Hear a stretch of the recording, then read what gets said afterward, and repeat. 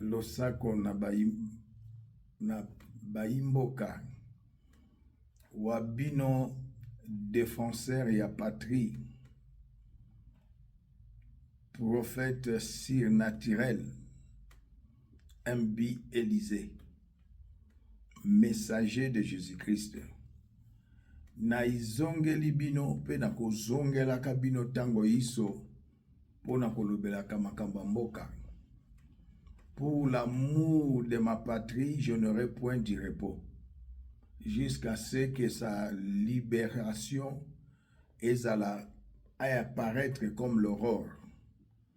Nazala makambo mingi ya koloba na kolakisa bino maeleki na kalemi mbule beti dimanche lundi na esili mardi.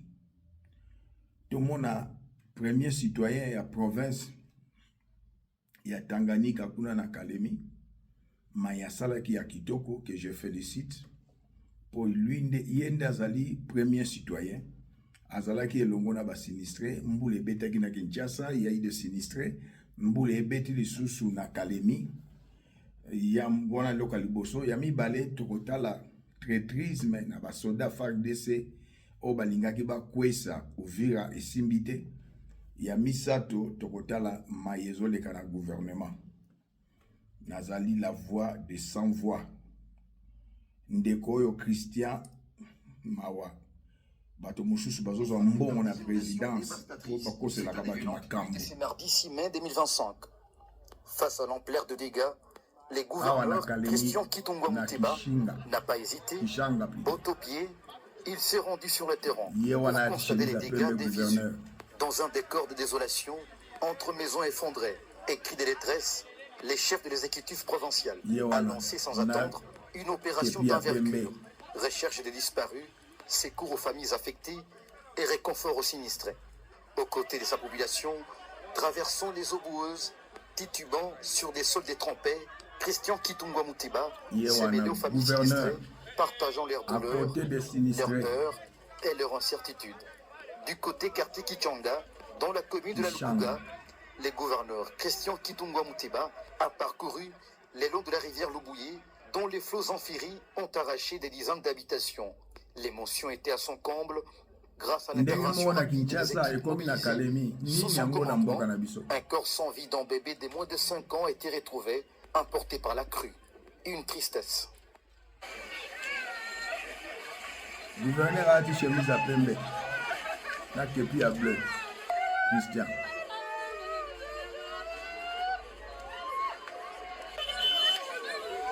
Gouverneur Yewana. Dans cette épreuve, la population du Tanganyika a vu en son gouverneur un homme de terrain. Bandeko ya Tanganyika bamoni gouverneur na bango a compatir na bango na passion ezoleka mais mikolo lekaki bato na présidence ndenge bamesana ko corrompre kopesaka bao balinga koloba na koleka na média bakanisi soko leki na média bakoyoka yo.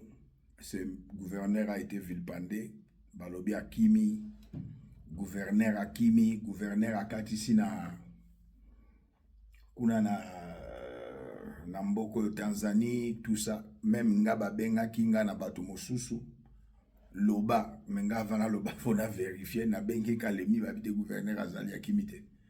Donc il y a certaines personnes na présidence de la République mosala na bango ko manipuler bato ko pesa ka bato mbongo po ete balongola bato mosusu ba osala malamu bomoni musala kitoko gouverneur ya sali.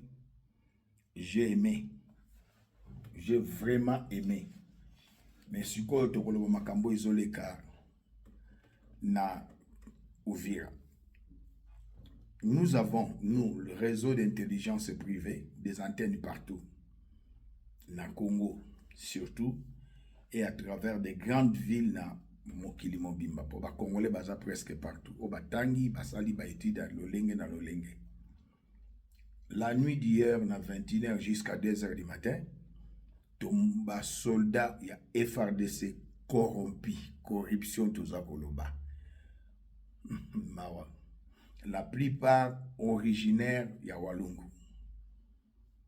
balati bateni ya FRDC ekoti ndenge nini na eyano ezali ndenge bomonaki na Limete na quartier industriel na ba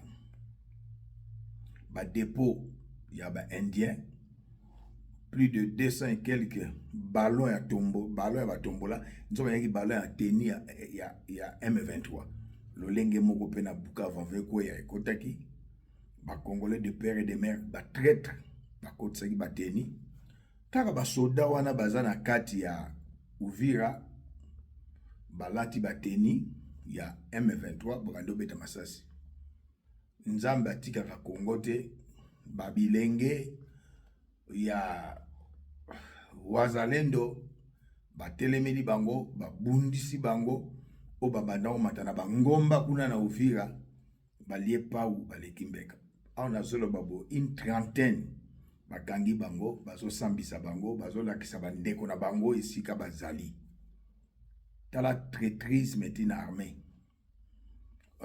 Goma ekwei, Bukavu ekwei, c'est comme si tu sois dans le vide. Changement et salamité na armée. Bo salaboy et salamité qui ne dit mot consent. Balingi na bango ezala ndenge wana. Oui, commandant suprême ya force armée. Ya FARDC na police alingi na ezala ndenge wana, situation ezala ndenge wana. Pour nulle part au monde Goma ekwei, Bukavu ekwei, chaîne à commandement et armée tala kaka lolenge wana. Je défends ma patrie, je défends le peuple. Pas un système, pas un régime. Pognon ce collègue. Trop c'est trop na Congo. Lelo lisusu basoda wana bakangi bango. Nga na bengi bango na lobby traître baka akota ka prison te traître babomaka ye balobi ya solo mosala nzambe boboma bango. Ba mériter liwa. Na pesi bango ba passage biblique batangi abi ya solo akan baboma ye tango a trahir tango bakangoli mboko oyo bakei na mboko ayi balongi bango a cause ya kan bapekisaki ba interdit na kati na mokuse na lakisi bango lelo banzambe balobi ya solo na boboma bango. Mais pourquoi bozwaka Bukavu te abi ordre utaka na Kinshasa et makambo na solo na bango na website susu na kolobango na médiate moko nango na lobaki ordre mal donné ba exécutera ya mote soki ba wazalendo basoko zwa Bukavu te bazo récupérer mote eza à cause ya obaza na Kinshasa na armée bazo pekisa bango menga na ibisi bango botelemela Bukavu Uvira ekweya te soki bandeko bazalaka te peuple congolais qu'on ne vous trompe pas mais même ne bakisangani babotola résistance ezali pona bandeko na biso ya bawazalendo mbele boyoki ke Uvira ekei FARDC bandeko na biso bazali na territoire ya Wazalu ya Walungu bandeko na biso ya Babashi baza en complicité avec Vital Kamerhe ba avoué Vital Kamerhe a epsi bango o bazali koya c'est-à-dire ba Rwandais touti baza ba oncle na bino ba Bantu ba Rwandais touti baza koya na nanga bazala ba oncle na bino donc eloko zolo ba na armée na biso na est ya ngwana ana zolo ba nanga ba o gouverner biso te ba yo kaka na bango te na zo bisa peuple congolais donc na isibe wazalendo bobunda boyo kasusu mutu te soki bozwa Bukavu donc traîtrisme eleki makasi corruption eleki makasi qu'on ne vous trompe pas que babotoli Uvira babotoli yango te FARDC alongoli teni ya FARDC alati ya M23 la plupart originaires de Walungu Bashi soi-disant bandeko ya Rwandais Hutu Vital Kamerhe botala maelekaki hier de 21h à 2h du matin mais nzamba salima ngolu Uvira eza en danger pour la nini Kamerhe fait tout pour nanga aya il est en connivence avec ce monsieur vraiment mboka na biso peuple congolais un peuple se libère et nous devons nous prendre en charge totala nanu makambo ya ndeko Sango. 71 millions de dollars. Oye bimaki po basali la forage. Le forage est monanité. Ba compte ya ba prestataire pesa vide mbongo za li société. On a cour de cassation et ça normal. De deux, le prix unitaire, il y a 291 000 dollars par forage. Cour de cassation, alors sur facturation, et ça peut normal. Forage, la justice est morte en RDC. 3. Cour de cassation, à lobby. La forme, on va comprendre que même à temps de l'eau, où mélitine le forage, bah, si n'a noté. Et les gens qui ont été bah, une de retard, un jour, bah, on peut. Mawa. Le Congo est mort. Cour de cassation. Détourneur à Zate. Mort. Motoaïba à Zalate. Batoniens sont bazalaki cité, baza à quitter. La justice de mon pays vient de rendre l'âme. Elle est la enterrée. Justice a rendu l'âme. Détourneur à Zate, surfacturation Zate, les prix officiels, il y a forage na Congo. Et comme 291 000 dollars, na tipo basali. Ah! Mbongo pe Moutaïbi à Zate. Tout le monde est innocent à quitter Bango. Quelle honte pour un pays si grand comme le nôtre. Je suis triste. Et qui dirige le pays? Le premier citoyen, c'est le président Félix Antoine Tshisekedi. Et loko eza mbala liboso te. Na premier mandat ya président, tomonaki programme il y a 100 jours. Ce monsieur a fait la prison. Batu bafunda kamere ezali président Félix Antoine Tshisekedi te ezalaki batu ape perdre ministre oyo azalaki wana ya justice wana bafunda kamere bakena hoteleti na prison. Je ne veux pas entrer dans le détail. Et qu'est-ce qui s'est passé? Kamere était acquitté, ministre après président et assemblée nationale Tilelo wana 1. Toye komona likambo Nicolas Kazadi acquitté. Toye na likambo ya RAM l'État congolais kamati elie mbongo ya peuple. Likambo ya RAM. Ce que c'est là que le moko trop comprendre. Mais oye komi habitude. C'est incroyable. Toko ndimaka babilo kwa boyete. Total nani loko moko pe leki na Kalamba Mbuji mbongo epesama mbongo balia. Na laksaki vidéo na lobby et un des conseillers Zobina lokola ndeko atika biso defao. Vraiment, c'est regrettable. Ce qui se passe dans l'espace Kasaï est tout simplement incompréhensible. 4 mois après le dernier passage du président Félix Tshisekedi à Kananga, aucune avancée n'a été enregistrée sur terrain concernant la construction de la route Kananga-Kamwesha-Kalamba-Mbuji. Les travaux sur la nationale numéro 1, Kananga-Kalamba-Mbuji, je peux confirmer que c'est depuis que le chef de l'État est parti qu'il n'y a eu rien.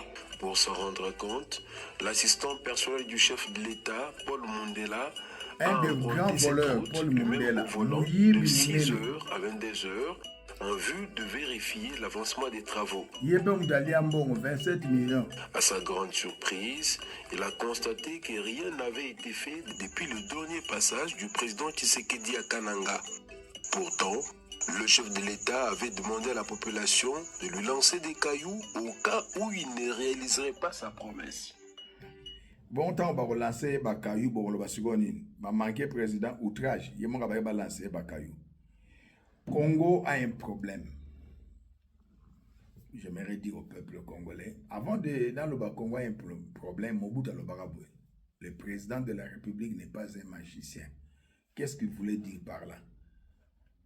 Na boye azanango akansaki magicien da ibi makambo nyonso pourtant ba magicien pe baza limité mutayibi makambo nyonso za nzambe ayebi présent, ayebi passé, ayebi futur. Ce n'est que Elohim notre Dieu.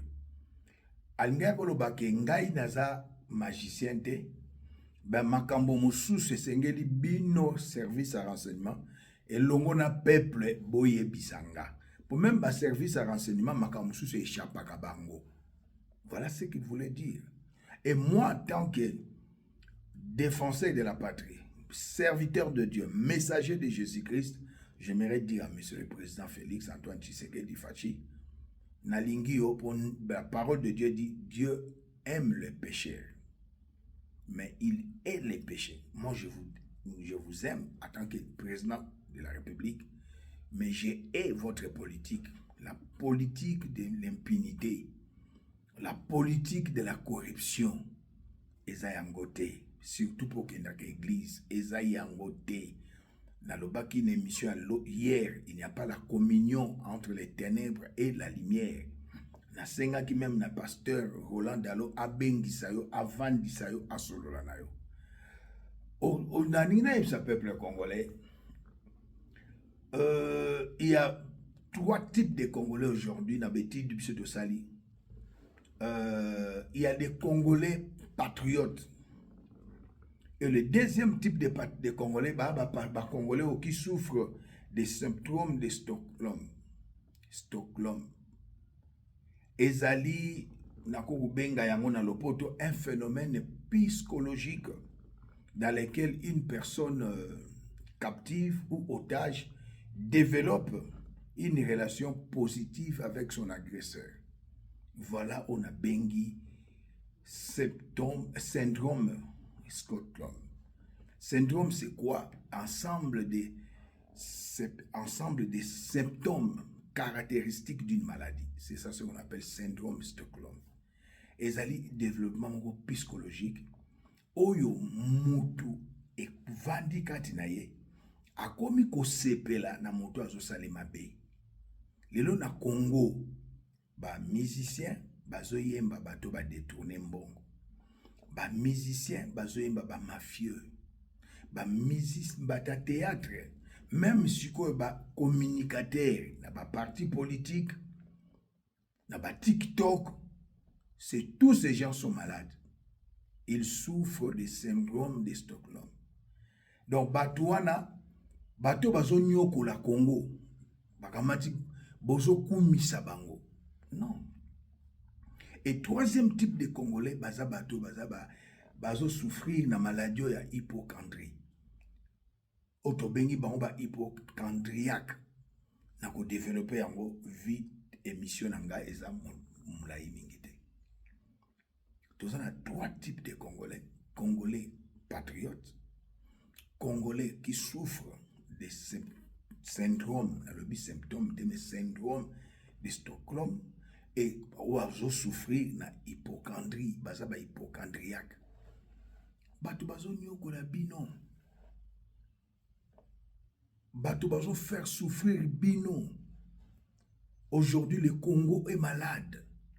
Le Congo est mourant.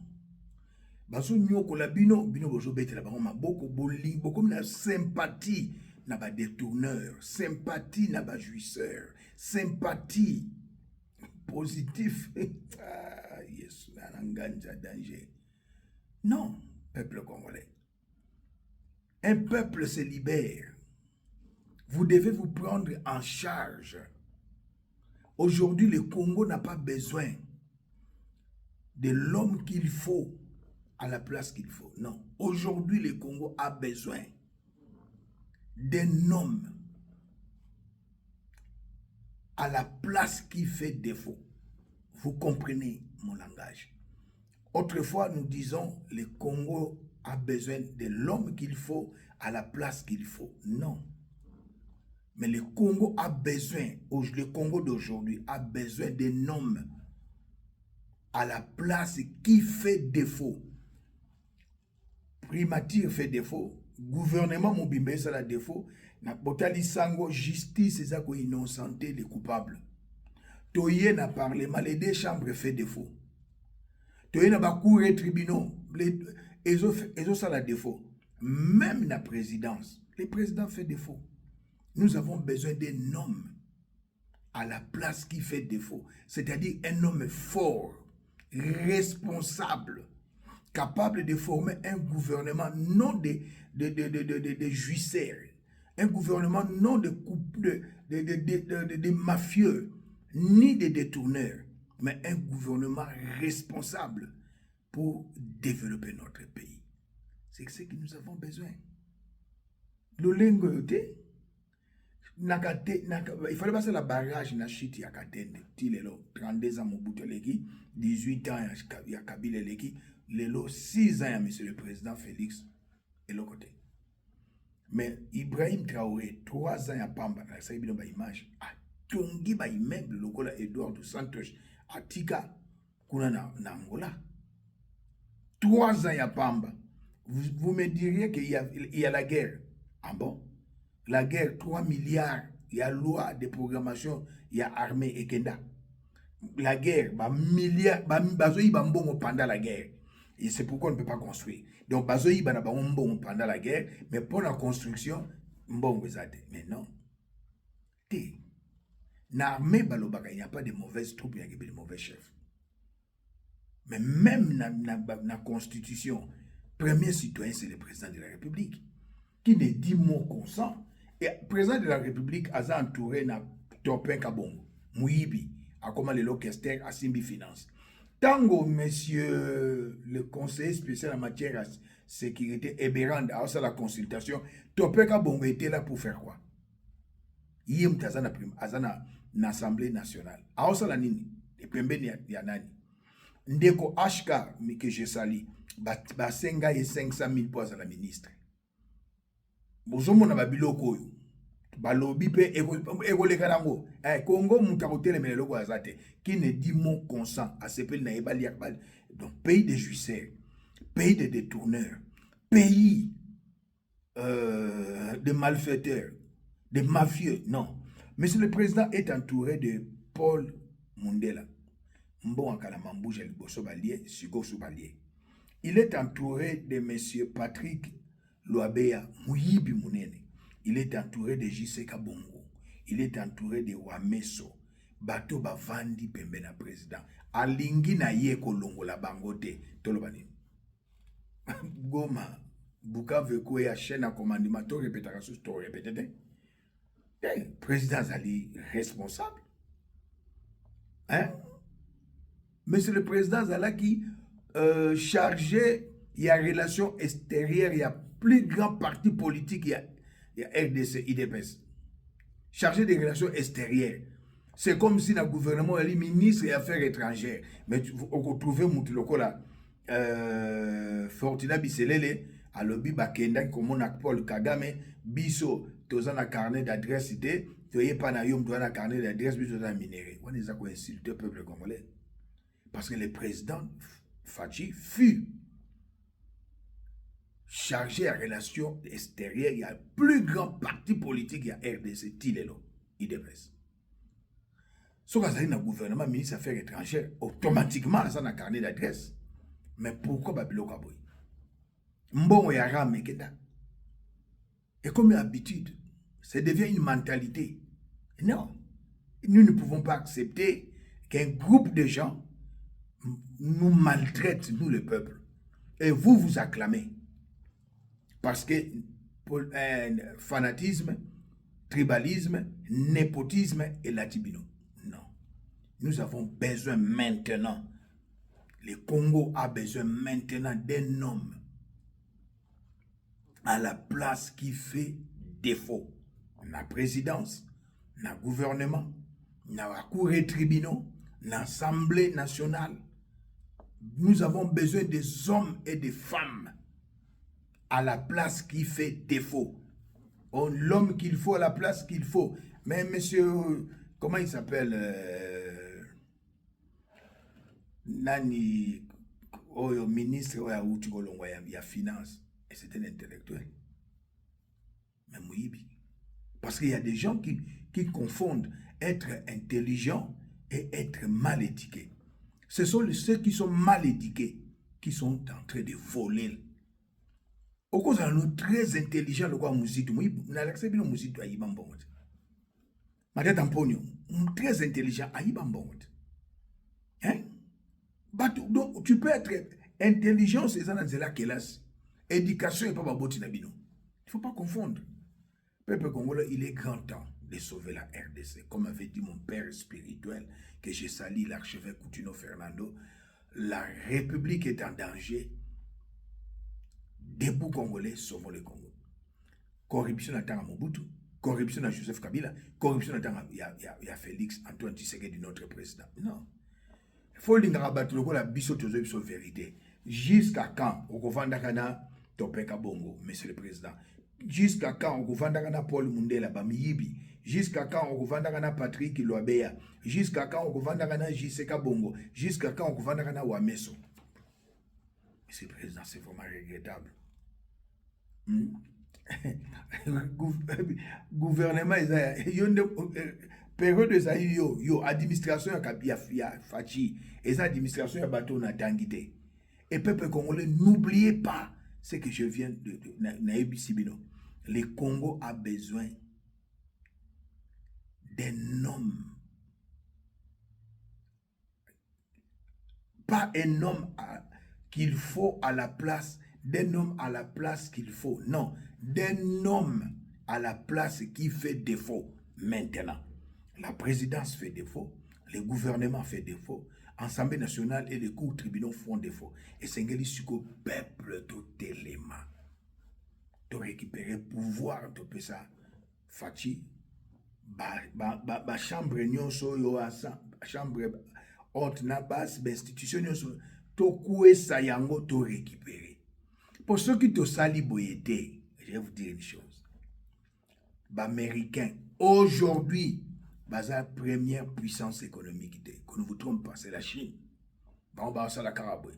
C'est la Chine qui est la première puissance économique. Et maintenant, pour récupérer leur place, il y a un deal. Na 500 milliards pour 15 ans. Pour na minéraux pour na katanga nyoso ba chinois.